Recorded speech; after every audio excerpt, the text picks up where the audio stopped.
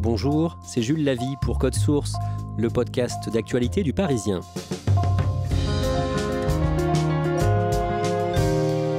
Noir en France, c'est le titre d'un documentaire diffusé par France 2 le 18 janvier. Un film très remarqué, racontant sans tabou ni préjugés la France noire de 2022 à travers les témoignages de plusieurs personnes connues comme Soprano ou Yannick Noah ou inconnues du grand public. Chez Code Source, nous avons eu envie de donner la parole à l'une de ces témoins pour qu'elle nous retrace elle-même son parcours. Laetitia Elouette a 46 ans, elle dirige une grande école à Paris. Elle a accepté de recevoir Ambre Rosala pour Code Source.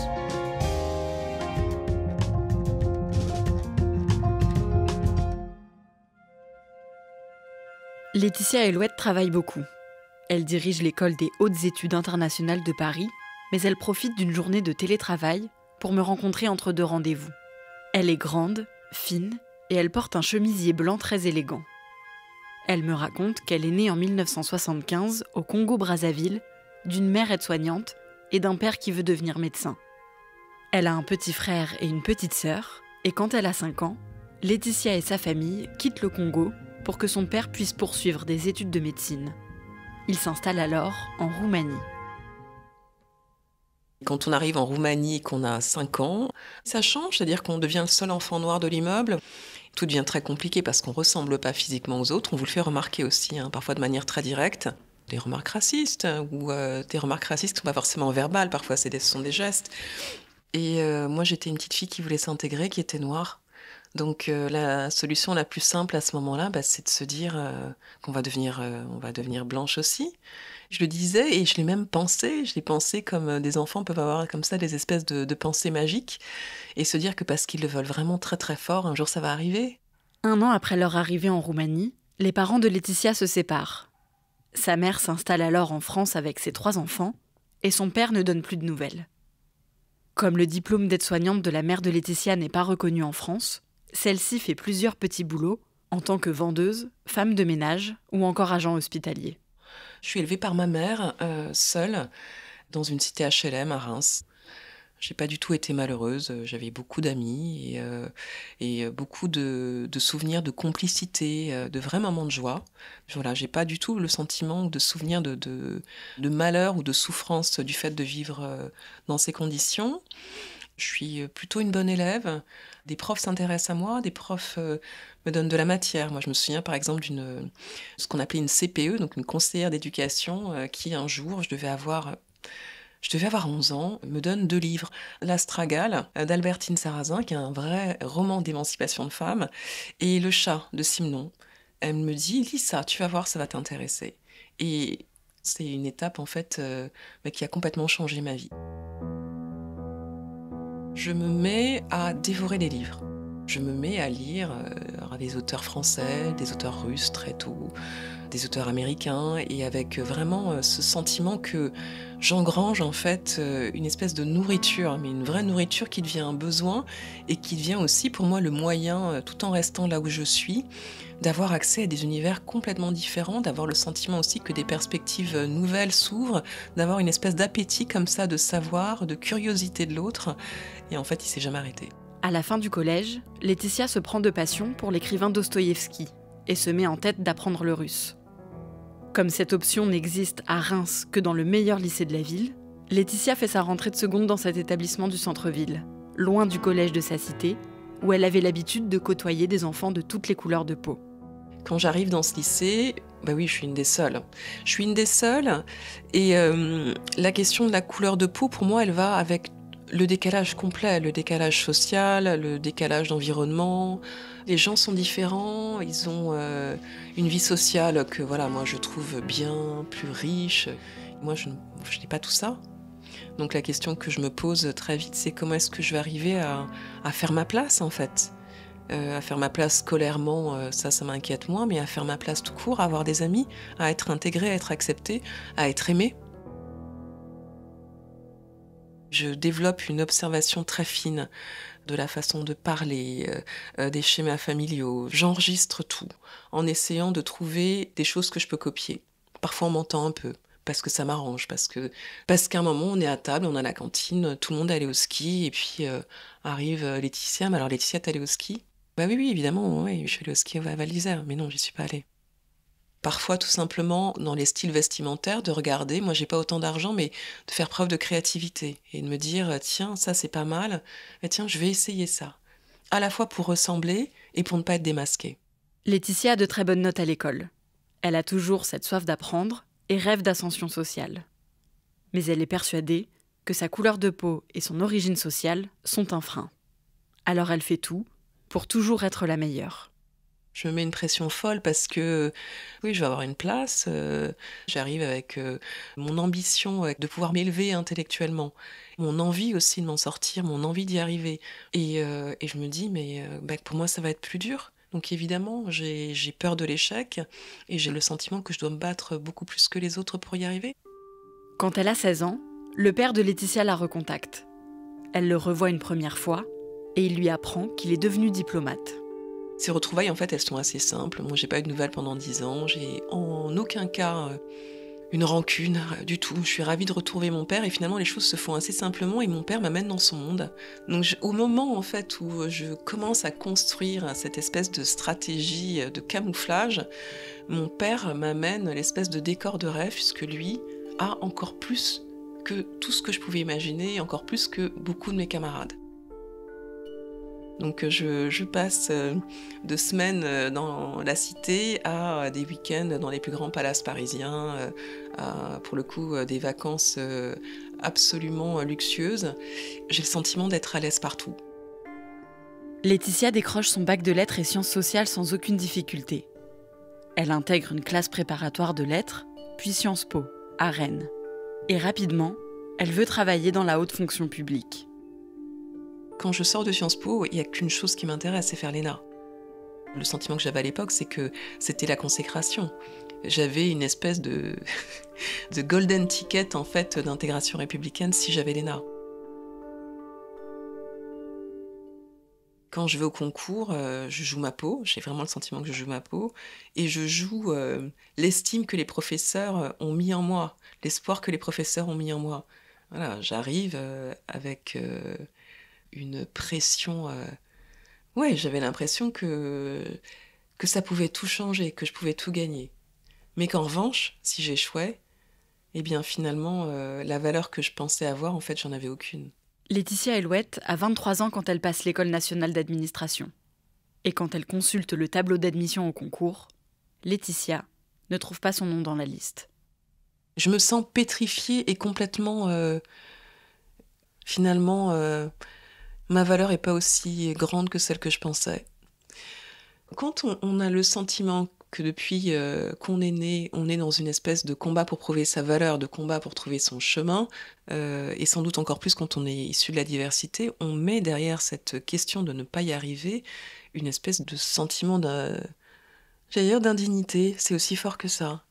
Voilà, je pouvais tout avoir et on a loupé la chance du siècle en fait. Laetitia a du mal à digérer cet échec pendant quelques années. Puis elle passe un nouveau concours pour entrer dans une autre école pour devenir haut fonctionnaire, l'Institut national des études territoriales. Et elle est acceptée. Après 2 ans de formation, elle devient haut fonctionnaire et intègre la direction générale du Conseil départemental de la Seine-Saint-Denis en 2009, où elle doit mettre en place le nouveau système de revenus de solidarité active, le RSA. C'est un poste très exigeant qui permet à Laetitia de se sentir enfin légitime. On est sur un poste où on ne peut pas être parfait. C'est-à-dire, j'étais une élève qui voulait toujours être parfaite. Là, je suis décidément dans un poste où rien ne peut être parfait. Et donc, le fait d'avoir un poste compliqué, avec des équipes très hétérogènes, on est obligé de se dire, voilà, mon sujet, c'est plus le prestige, mon sujet, c'est plus que je sois parfaite à chaque réunion, parfaite à chaque dossier, mais c'est comment est-ce que je mène cette équipe et ce projet à bon port. En fait, quand on doit accompagner une équipe et qu'on a à cœur de faire réussir cette équipe, eh bien, ça aide en fait à plus regarder et à regarder plutôt ce qu'on fait ensemble. Si j'avais eu l'ENA, au moment où je voulais tellement l'avoir, je ne sais pas si je serais aussi épanouie aujourd'hui, je ne sais pas si j'aurais eu cette vie professionnelle aussi épanouie parce que l'ENA, en fait, au moment où je le passe, la métaphore qui me vient, c'est comme une armure. C'est comme si tout d'un coup, on m'offrait une armure en or. Voilà, il y a quelques-uns en France qui ont une armure en or et moi, j'aurais pu l'avoir. Et l'image que j'ai de l'armure, c'est qu'à la fois c'est quelque chose de prestigieux, c'est quelque chose qui vous protège socialement quand on arrive à une soirée, quand on décline son identité, quelqu'un apprend qu'on a fait l'ENA, c'est très très chic. C'est quelque chose voilà, qui est très puissant socialement. Et l'armure de l'ENA, pour moi, elle est faite pour un prototype qui est plutôt quelqu'un de blanc, plutôt quelqu'un de bien né socialement, donc c'est pas moi. Donc je pense que j'aurais dû me mettre dans des positions un tout petit peu étriquées pour rentrer dans cette armure. En tout cas, elle n'était pas faite pour moi. Et moi, j'ai le sentiment d'avoir découvert un chemin de liberté, d'avoir découvert aussi la possibilité de faire des choix, non pas par rapport à des éléments de prestige, hein, puisque pour le coup, le prestige ultime, je n'avais pas eu, mais par rapport à ce qui avait de la valeur pour moi, ou là où je pouvais apprendre. Donc j'ai l'impression d'avoir complètement redéfini en fait mon curseur d'épanouissement. En 2016, Laetitia Elouette est nommée rapporteure à la Cour des comptes, la plus haute juridiction financière française, grâce à un recrutement extérieur. Si elle avait intégré l'ENA, elle aurait dû sortir parmi les meilleurs de sa promo pour espérer exercer une telle fonction. Alors elle est très fière d'avoir réussi à décrocher un poste aussi prestigieux. Au moment où j'arrive, je suis reconnue très vite professionnellement, comme un très bon élément. Et en même temps, tout en ayant cette reconnaissance, j'ai aussi la même chose qu'en Roumanie. C'est-à-dire que ce choc de voir aussi peu de diversité, on l'imagine. J'imaginais très bien qu'il n'y avait pas de diversité. Mais c'est pas la même chose d'imaginer que de le vivre au concret. Ça m'est arrivé, mais alors un nombre incalculable de fois en réunion que les gens soient surpris. Quand on m'a au téléphone avant la réunion et quand on entend mon nom, Laetitia Elouette, voilà, il n'y a aucun lien avec la diversité. Quand on m'a au téléphone avant la réunion et quand on me voit arriver, oui, régulièrement, il y a cette espèce de surprise, de moment où la personne essaye de resituer en fait le nom, la fonction et la personne qui va en face, c'est-à-dire une femme noire. Laetitia Elouette est la seule femme noire à la Cour des comptes et se désole de voir aussi peu de diversité dans les hautes fonctions. Alors elle décide de s'engager. Elle rejoint le Club 21e siècle, une association qui promeut la diversité et l'égalité des chances. Et en janvier 2020, elle en devient la présidente. Le 18 janvier 2022, elle témoigne dans le documentaire Noir en France, diffusé sur France 2, pour raconter son histoire et comment elle s'est construite en tant que femme noire française. Ces femmes, ces hommes, de différents horizons, de tous les âges, de toute la France nous racontent leurs histoires. Des trajectoires de vie marquées de clichés, de préjugés et d'injustices. Je m'engage sur la question pour plusieurs raisons.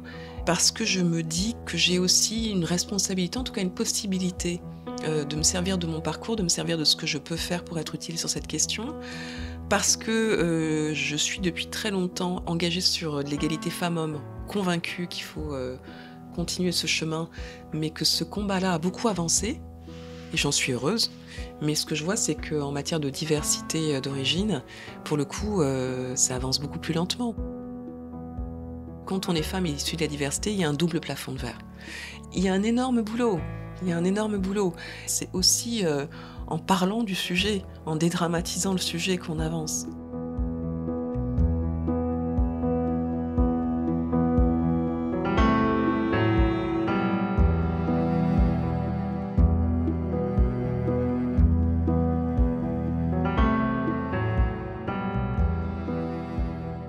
Ambre, à l'entendre, Laetitia Elouette n'a pas été directement discriminée dans sa carrière, mais elle s'est longtemps sentie différente en raison de sa couleur de peau, c'est ça ? Oui, c'est ça. En fait, elle m'a raconté que dans sa vie, ça lui était arrivé de subir des remarques racistes, parfois des regards ou des gestes. Mais ce qui ressort de son histoire, c'est surtout le sentiment d'illégitimité qu'elle a eu pendant longtemps. Aujourd'hui, elle l'a complètement dépassé, mais ça l'a suivi un petit moment. Et ce sentiment d'illégitimité vient d'abord d'un manque de représentation et du fait qu'il y a encore aujourd'hui très peu de personnes noires qui occupent des postes à responsabilité. Et du coup, ça crée parfois, en plus des discriminations visibles, une espèce d'autocensure qui peut être difficile à dépasser. Nous avons eu envie, chez Code Source, d'écouter Laetitia Elouette, en l'entendant sur France Info dans une matinale, au moment de la diffusion du documentaire sur France 2 en janvier. Souvent, les journalistes ont tendance à faire appel aux mêmes personnes quand ils cherchent des témoins, tout simplement pour aller vite. Est-ce que du coup, Laetitia Elouette ne craint pas, dans les mois et les années qui viennent, d'être régulièrement rappelée pour parler de diversité ? Alors, j'ai pas l'impression. Elle était très contente de témoigner. Elle est hyper fière de s'engager sur le sujet du racisme et elle continuera d'en parler tant qu'il faudra parce que pour elle, c'est important de briser le tabou. Mais c'est vrai qu'elle fait quand même très attention dans ses interventions à bien rappeler que ce qu'elle a vécu, c'est pas uniquement dû à sa couleur de peau. Elle parle aussi beaucoup de discrimination liée à l'origine sociale, par exemple. Dernière question, Ambre, elle s'engage concrètement en faveur de plus de diversité en France. Qu'est-ce qu'elle fait précisément ? Alors avec son association, le Club 21e siècle, elle fait du mentorat et en fait, elle accompagne des jeunes femmes noires dans leurs projets professionnels. Celle qui l'a le plus marquée, ce qu'elle m'a dit, c'est une jeune ingénieure qui, quand elle l'a rencontrée, se mettait énormément de pression pour réussir et pour devenir la meilleure dans son domaine.